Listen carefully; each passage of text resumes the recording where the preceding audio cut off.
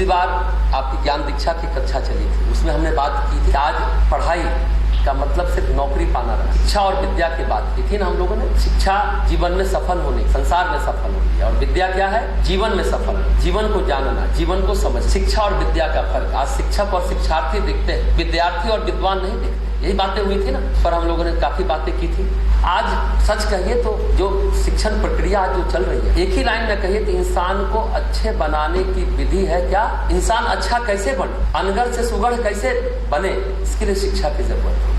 लेकिन दिक्कत क्या है कि हम लोगों ने सिर्फ मान लिया कि कैरियर, नौकरी पाना, इसलिए पढ़ाई करनी है। अच्छा इंसान बनना, अच्छा व्यक्तित्व का निर्माण करना, ये नहीं है, इसीलिए गड़बड़ हो जाए। सफल व्यक्ति भी कोई जरूरी नहीं कि जीवन में प्रसन्न। आज अधिकांश व्यक्तियों के पास मकान है, दुकान है, फैक्ट्री है, बैंक बैलेंस है, शेयर में ढेरों लाखों करोड़ रुपए हैं, लेकिन आप उनसे पूछिए कि आप स्वस्थ हैं, प्रसन्न हैं, शायद 9 में जवाब आता। सफलता एक बात, प्रसन्नता सर्वथा अलग बात। क्या उनके जीवन में प्रसन्नता है, खुशी है, शांति है, आनंद है? नहीं, क्योंकि जीवन विद्या वो नहीं जान पाए। जीवन का ज्ञान ही नहीं हुआ कि जीवन को कैसे जीना चाहिए, जीवन का बोध ही नहीं हुआ, अपने जीवन की ऊर्जा का सही ढंग से नियोजन नहीं कर पाए, तो जीवन का उत्कर्ष होगा कैसे? ये बात आज बात करते हैं। आप लोग विद्यार्थी हैं, सबसे पहले जीवन बोध में एक बात लाई, प्रातः काल क्या है? स्वर्णिम काल। प्रातः काल को स्वर्णिम काल कहा जाता है। सुबह उठने की आदत डाली, क्योंकि उस समय स्मृति, धृति, मेधा और प्रज्ञा जागृत रहती। स्मृति मतलब यादाश्त, याद करने की शक्ति सुबह ज्यादा जागृत। धृति मतलब धारण करने की शक्ति,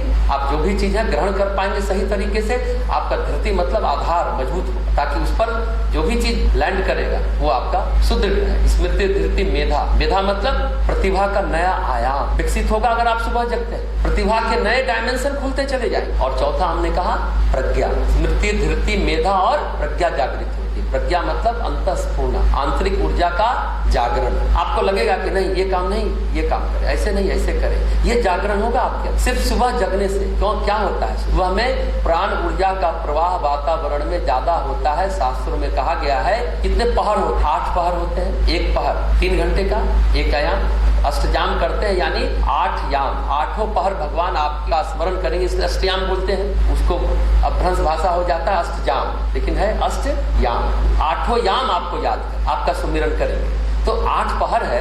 एक पहर 3 घंटे का होता है। इसमें प्रातः काल कितने पहर का है, कितने बेला का? तो प्रातः काल है 3 बजे से 6 बजे एक याम, और 6 से 9, मतलब 2 बेला, 2 टाइम जो हुआ ना वो प्रातः काल कहता है। 3 बजे से 4 बजे तक वो कहते हैं ब्रह्म बेला, ब्रह्म मुहूर्त में कहते हैं ना उठना चाहिए। और 4 से 5 पीयूष बेला, अमृत बेला जिसको कहते हैं। उसी समय कहते हैं कि चंद्रमा के पास जब समुद्र मंथन हुआ था तो बहुत चीज निकला था, लक्ष्मी निकली थी, जहर भी निकला था, रत्न भी निकले, बहुत सारी है, लेकिन अमृत का घड़ा चंद्रमा को दिया गया। वो कहते हैं प्रातः काल में पीयूष बेला में, पीयूष मतलब अमृत बेला में, वो अमृत का छिड़काव धरती पर करते। अगर उस समय जग के आप मॉर्निंग वॉक करते हैं, प्राणायाम करते हैं, तो प्राण ऊर्जा अमृत आएगा ना आपके अंदर, तो रोग शोक पाप ताप साफ भागेगा।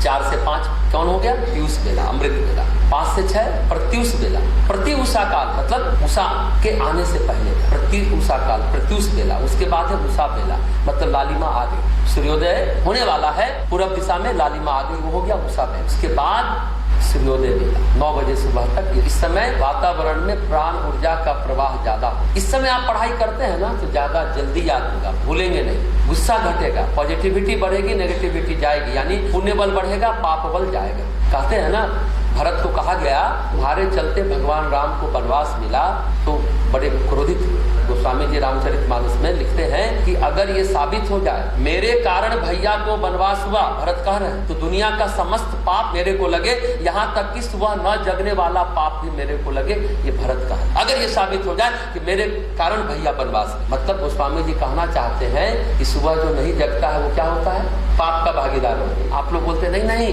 रात में बहुत एकांत शांति होती है, बड़ा मन लगता है पढ़ाई, बेकार की बात। ये आदत के क्षेत्र में आप घुसे पड़े हैं, उससे निकलना नहीं चाहते और उसके लिए तर्क गढ़ लेते। रात में जगने से सामान्य तौर पर भी जो रात में जगता है एसिडिटी, पित्त बनता है, बीमार आप अलग होंगे, स्वास्थ्य आपका खराब होगा, चेहरे पर झाइयां आएंगी, मुहासा आएगी, चेहरा खराब होगा, पेट खराब होगा, खाना पचेगा नहीं, थोड़ा सा धूप में चलेंगे चक्कर आने लगेगा, अगर पित्त कुपित है, एसिडिटी बढ़ती है रात में जगने से। तमोगुण, तमस, आलस और प्रमाद तमस से आता है। रात में जगने से तमोगुण बढ़ता है। आलस यानी शरीर की निष्क्रियता और प्रमाद मतलब मन की निष्क्रियता। मन से भी सक्रिय नहीं होता। प्रमाद मानसिक निष्क्रियता और आलस शारीरिक निष्क्रियता है। तो रात में जगने से तमोगुण बढ़ता है। तो आज के बच्चे तुरंत गुस्सा करते हैं, तीखा बोल जाते हैं, फिर अफसोस भी करते हैं, लेकिन वही गलती बार बार करते हैं। लेकिन सबसे महत्वपूर्ण जो कह रहे हैं, पढ़ते हो, माइंड का स्टिफनेस बढ़ता है, अकड़ जाता है। वही जो सुबह जगता है, फ्लेक्सिबिलिटी रहती है, माइंड लचीलापन रहता है। अकड़ गया दिमाग, ट्विस्ट करके क्वेश्चन पूछेगा, आप नहीं बना पाए, बाद में सब याद करेगा। अधिकांश बच्चों की शिकायत है,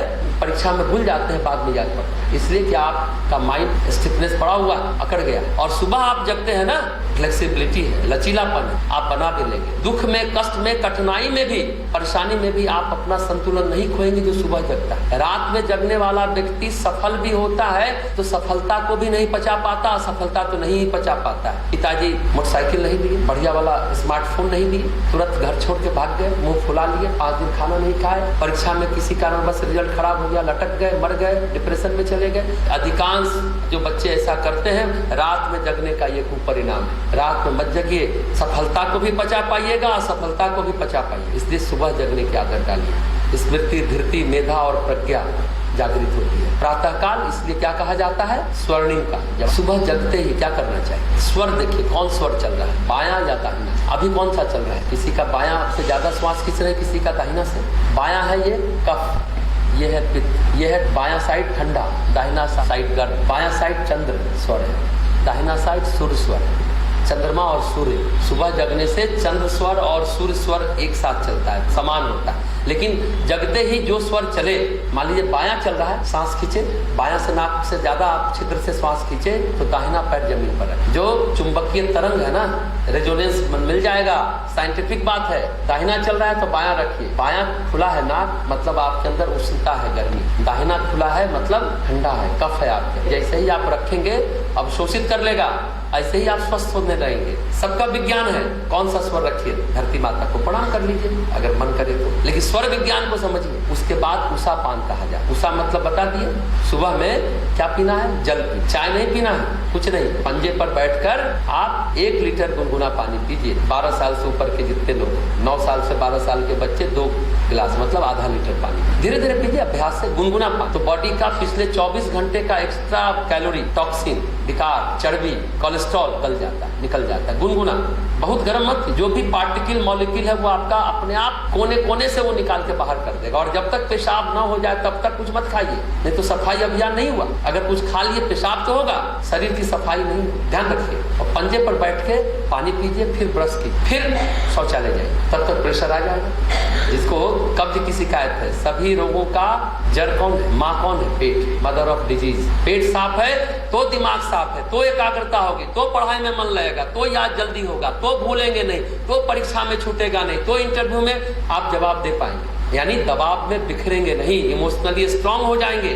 पेट साफ है। आज दुनिया की सबसे बड़ी समस्याओं में से एक समस्या है भावनात्मक अस्थिरता, भावनात्मक विक्षोभ, भावनात्मक अतृप्ति, भावनात्मक असंतुष्टि। दूसरी समस्या है खुद से बहुत ज्यादा अपेक्षा रख, ये भी एक समस्या है, विश्व की सबसे बड़ी समस्याओं में से एक समस्या। तो भावना की बात कर रहे हैं अभी, इमोशनली हम स्ट्रांग कैसे बने। डेनियल गोलमैन का नाम आपने सुना है, हार्वर्ड विश्वविद्यालय के मनोवैज्ञानिक है। उन्होंने 1990 में एक पुस्तक लिखी थी और एक नया वर्ड क्वाइन किया, गढ़ा था एक नया शब्द, इमोशनल इंटेलिजेंस पुस्तक लिखी थी, उसका नाम है इमोशनल इंटेलिजेंस, डेनियल गोलमैन। उन्होंने कहा दुनिया में सफल होने के लिए IQ यानी इंटेलिजेंस कोसेंट, बुद्धि लब्धि की भूमिका मात्र 20% है, 20%। EQ यानी इमोशनल कोसेंट, भावनात्मक लब्धि की भूमिका 80% है। आप कितने बुद्धिमान है ये महत्वपूर्ण है, कितना भावनाशील है, भावनात्मक क्षमता, भावनात्मक दृढ़ता कितनी है आप में, तब आप जीवन में सफल होंगे। हमने कहा ना, तब आप प्रसन्न भी होंगे, खुश भी रहेंगे, स्थिर रहेंगे, एकाग्र रहेंगे। ये बातें तो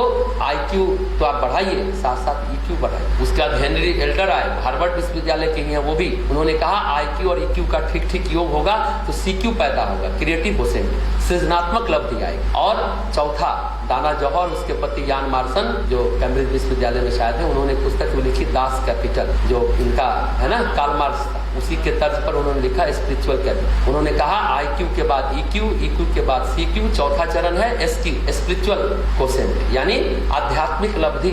मतलब एकदम व्यक्तित्व का रूपांतरण हो जाता है, परिवर्तन नहीं, ट्रांसफॉर्मेशन हो जाता है। ये उसके लिए उन्होंने उदाहरण दिया। आप बियॉन्ड पर्सनालिटी हो जाएंगे, अपने व्यक्तित्व के पार उतर जाए। उन्होंने उसमें उदाहरण भी दिया है।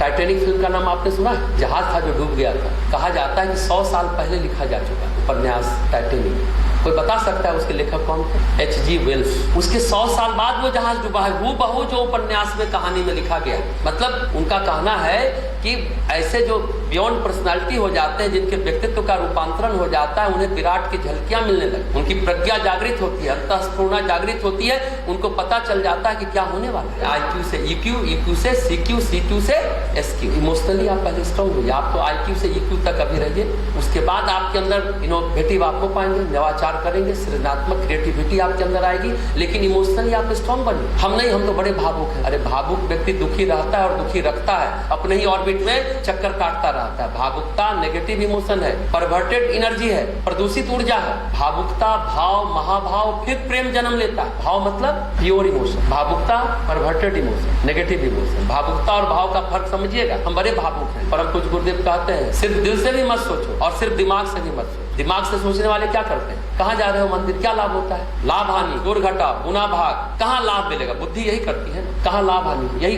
जोड़ घटाव करती है। और दिल वाले व्यक्ति, मैं आपके लिए क्या कर सकता हूँ, एकदम तत्पर है, न्यौछावर है। तो सिर्फ दिल से सोचने से भावुकता पैदा हो, सिर्फ दिमाग से सोचने से कुटिलता पैदा हो। दिल और दिमाग का ठीक ठीक योग होगा, यानी IQ और EQ का ठीक ठीक योग होगा ना, ठीक ठीक रसायन होगा, ठीक ठीक केमिस्ट्री होगी, तो विवेक पैदा, वही CQ पैदा। सिर्फ दिल और दिमाग दोनों को मिला के चल। सिर्फ दिमाग से सोचेंगे ना, बहुत लोग को आप देखिएगा जो दिमाग से सोचने वाला प्रोफेसर लोग, बूढ़े लोग, 2 मिनट बैठने का मन नहीं करेगा, इतना स्वार्थ में, अहंकार में, इतना नेगेटिव वाइब्रेशन निकलेगा। और कहते हैं ना, व्यापार करिए दिमाग से, सेवा कीजिए दिल से। व्यापार अगर दिल से करते हैं तो घाटा होगा, आप उधार देते जाएंगे, पता चला पूंजी चली गई। और सेवा करते हैं दिमाग से कि अरे आज हमने कंबल बांटा, कल मेरा अखबार में नाम छपेगा, तो व्यापार दिमाग से करते हैं तो लाभ होगा। व्यापार अगर दिल से करते हैं तो घाटा होगा, और सेवा अगर दिमाग से करते हैं तो और ज्यादा बड़ा घाटा हो। आप बहुत बड़ी चीजों से चूक जाएंगे। तो क्लियर हो गई बातें?